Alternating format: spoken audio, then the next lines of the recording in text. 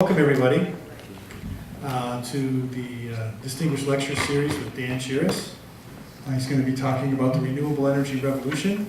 I'm Lonnie Gamble. I'm the co-director of the Undergraduate Sustainable Living Program. And Dan is a guest faculty here at MUM. He's a real pioneer in the whole sustainability movement. He's been written more than 30 books. Including several best-selling textbooks on environmental science, and his other books include books on passive solar designs, solar electricity, wind power, natural building, you name it. He's been exploring it and writing about it, and we're real fortunate to have him here. He's the founder of the Evergreen Institute in Gerald, Missouri, and he lives what he talks about. He consults all over the world. And we're real fortunate to have him here. We hope that he just learned TN just before he came here, and he's become integrated that into his practice, daily practice of things. And I'd like to let's give Dan a warm MUM welcome on this program. Thank you. Volume there. Is that good, Jerry? Volume-wise? Can you guys hear me okay in the back? Well, it's an absolute pleasure to be here. It's been, this is my fourth week. We're sort of winding down here, but it's been a real pleasure. I want to thank everybody who brought me here, Lonnie, and everybody who's treated me so well, David, Lonnie, and Diana, Jerry, all the folks from the department who taught me so well, or taken care of me so well. So we're going to talk today about the renewable energy revolution, and I believe strongly if in 100 years when people look back at this time, they'll realize this was the beginning of a global renewable energy revolution. You know, we've had the agricultural revolution. I know, how exciting is that? And, you know, for those of us who have been working in this since the mid-70s, it's just a really exciting time to be able to say that solar makes economic sense. We don't have to make any excuses like, well, you know, we're not including the external costs in the cost of traditional energy. So it's really exciting time. We've been through the agricultural revolution, the industrial revolution, and I think this is a sustainable energy revolution. So I'm going to show you some evidence for that. You know, there are a lot of problems. We face this clearly a lot of problems, and clearly we've made some bad decisions over time. You know, and the road can be very difficult, and just when you think you made it to your destination, there's yet another surprise waiting for you here. I have a lot of faith, though, in innate human brilliance, and I have a great deal of faith. I've loved working with the students here. They're truly forward-thinking students who are going to change the world in their own spheres and maybe in larger ways. But I have a lot of faith in humanity, in our brilliance and our understanding and our ability to solve issues and to make changes.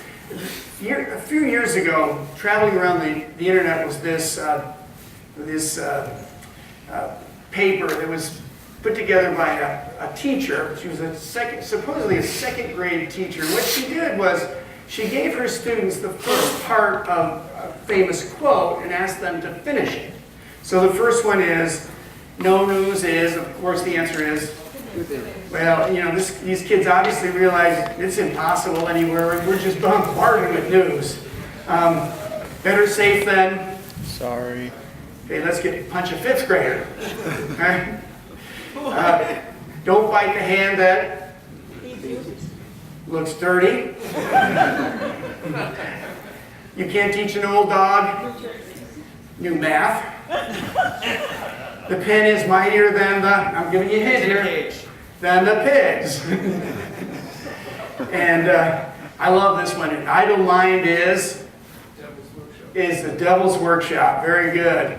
The best way to relax. You gotta just love these kids, yeah.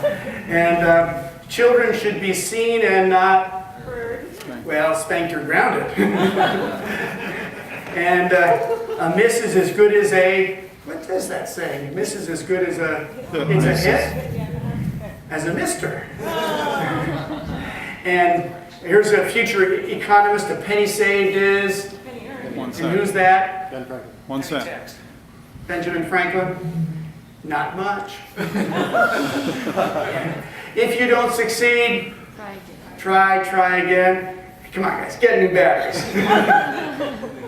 And finally, someone's been listening outside mom and dad's bedroom. Better late than never. Pregnant. So I want to welcome all of you. I'm so delighted to have you here. I've been so delighted to be here. I've been just treated like royalty. It's just been a wonderful experience. What I want to talk to you today about is your role in the renewable energy revolution, and some things that you need to know to help become a more effective agent, of change. And there's some real interesting things we want to talk about. And I want to focus most of my talk on the progress in renewable energy. It's been absolutely mind-boggling the last 5 or 6 years. I want to talk to you about how cost-competitive solar and large-scale wind have become. And we've got some of the greatest news ever about renewable energy to share with you. Now, years ago when I was in graduate school, there was this joke floating around, and it was two mental patients. You remember, of course, this movie, One Flew Over the Cuckoo's Nest. And there was a joke going around is that one patient in the mental asylum says to the other one, why are we here? And the other one answers, because we're not all there. And for those of us who've been in this for a long time, we've been viewed as crazies. You know, what are these crazies doing? What are they talking about? But I truly think that we're at the beginning of a renewable energy revolution, and we're not looking so crazy anymore. You know, we're looking like, hey, these guys have got it made. And I want to show, or these guys know where they're going.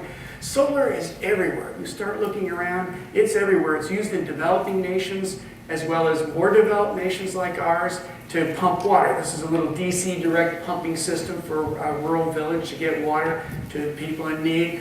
A lot of rural applications of solar. These are solar waterers designed to provide livestock watering in remote locations so farmers can spread out the grazing, help protect the land. Here's a system that I helped install down in southern Missouri. There's a really popular horseback riding area, and thousands of horses and equestrians show up on the weekends. And one of the problems they were having is all the equestrians would take their horses down to the river to get a drink, and of course they take a drink and leave a little deposit. And the river was getting really quite polluted, so the Division of Natural Resources hired us to put a solar watering system in that would keep the horses away from that. So what you're seeing is I'm up on about a 40 or 50 foot post in the middle of the forest, and we installed this there's the solar array up there in the clearing, and we installed in the creek itself a little raft with a DC pump on it. And so when the sun shines, it pumps water out this, and then we hadn't installed it yet, but there's a big trough here, a water trough, so people can water their horses and not pollute the river at the same time. We're using solar electricity now to power solar hot water systems for domestic hot water. This is a remote intersection in Missouri. They've got a little solar light, a little solar array, a little solar module, and these are LED lights that flash. And this is, you're driving along this highway, which one is it? You're driving along Highway 23 forever, and you just kind of get mesmerized. And all of a sudden, there's this major intersection, so they put this flashing light on there to stop people, so people can see the lights, understand that there's a major hazard ahead. This is Kansas State University solar crosswalks.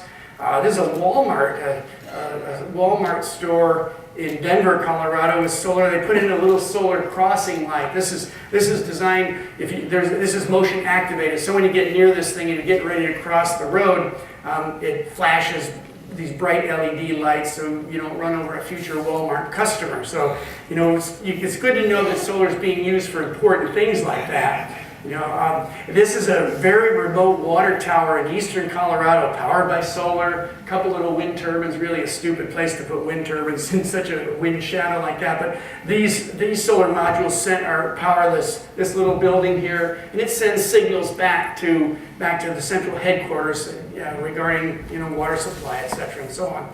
And here's another remote application for solar. There's no stoplight. This is out in eastern Colorado, but they don't have a stop sign, warning sign. So basically, you're driving along this country road. They want to indicate that there's a stop sign coming up real quickly, so they put that sign up. Here's a solar speed limit sign in a school crossing. This is a solar electric powered bus station and bus stop in the University of Colorado campus. And this is at the University of Colorado in Denver campus. They have a little sign that's solar powered, so you can find out where you are at night. And down in Colorado Springs, where I used to teach an awful lot. I was a visiting professor at Colorado College for 10 years. This is a little solar powered parking meter. You basically put your charge card in here if you want to park along the street, and you park somewhere, and then you punch in the number and you put your credit card in there, and it's all solar powered. And this is a bike station in Denver, Colorado, solar powered. If you want to spend